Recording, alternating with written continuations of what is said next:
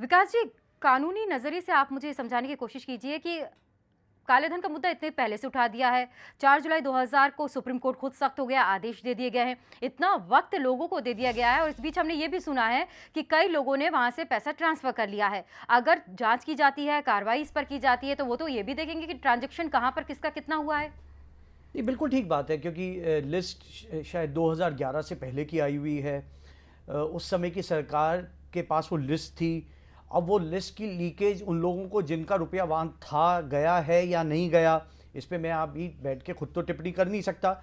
लेकिन हाँ, एक सेफ पैसेज पिछले 3-3.5 साल का जो एक इन्वेस्टिगेशन का पीरियड था जिसे मिस किया गया है, ये बहुत बड़ा प्रश्न चिन्ह लगाता है उस सरकार पे कि उस वक्त वो कार्रवाई क्यों नहीं करी गई। इन्वेस्टिगेशन उस वक्त पिछले 3-3.5 साल तक आपने जो इन्वेस्टिगेशन में लैक्सिटी रखी, एसआईटी कॉन्स्टिट्यूट नहीं करी, इन्वेस्टिगेशन नहीं करी उन लोगों पे। और इतने बड़ा देश है, इतनी बड़ी हमारे पास व्यवस्था है कि आप बहुत बड़ी फोर्स के साथ कई हजारों लोगों की इन्वेस्टिगेशन एक साथ कर सकते हैं, क्योंकि बहुत बड़ा मुल्क है, बहुत बड़ी इन्वेस्टिगेटिंग एजेंसीज हैं और एक नहीं, तमाम इन्वेस्टिगेटिंग एजेंसीज हमारे पास हैं जिसमें सैकड़ों हजारों लोग काम कर रहे हैं। तो एक बहुत बड़ा प्रश्न चल शिवानी जी ये लगता है कि 3-3.5 साल से जब तक से आपके पास ये लिस्ट रही पिछली सरकार के पास, उन्होंने क्या किया इस वक्त? क्या इन्वेस्टिगेशन की या उन लोगों को वहां से रुपया हटाने की जो मियाद थी मौका दे दिया? मौका दिया। जी बिल्कुल। वैदिक जी, जैसा कि प्रेमचंद जी भी यही कह रहे हैं कि हमने तो संधि कर ली थी, वो हमारी मजबूरी थी। अब इस सरकार की मजबूरी नहीं है, वो निकलवा लेती पैसा, इतना वक्त क्यों लगा रही है, 4 महीने भी उसने क्यों लगाया। लेकिन सवाल ये है कि अगर संधि ही थी, उसी को ही, अगर उन नियमों को ही हम मान के चल रहे हैं, तो बैंकों में, विदेशी बैंकों में जो पैसा जमा है, वो भी इतनी आसानी से थोड़ी कहेंगे आपका पैसा आप निकाल कर ले जाइए, वो भी तो अपना टैक्स लेंगे उस पर। हाँ, ये सब मुश्किलात हैं, लेकिन अगर सरकार चाहे तो जिन्होंने पैसा रखा है उनको एकदम मजबूर कर सकती है। वो तुरंत सारा पैसा वापस लाएंगे, क्योंकि उनका जितना पैसा विदेशों में जमा है उससे ज़्यादा काला धन भारत में वो पैदा करते हैं और यहाँ जमा रखते हैं, तरह तरह के साधनों में जमा रखते हैं।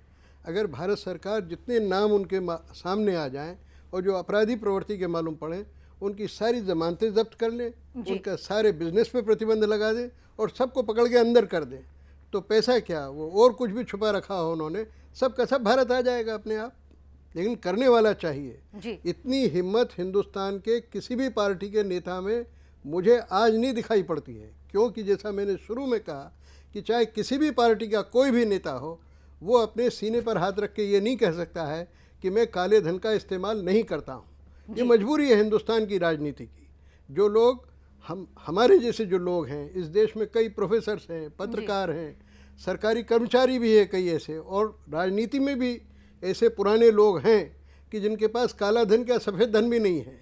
ऐसे लोग अगर भिड़ जाएं, लेकिन ऐसे लोग प्रधानमंत्री तो बन नहीं सकते, ऐसे लोग वित्त मंत्री तो बन नहीं सकते, ऐसे लोगों के हाथ में कोई अधिकार तो आ नहीं सकता है। तो जिन लोगों के हाथ में अधिकार है, जिन लोगों के पास पद है, ताकत है, वो सब काले धन से सेवित हैं।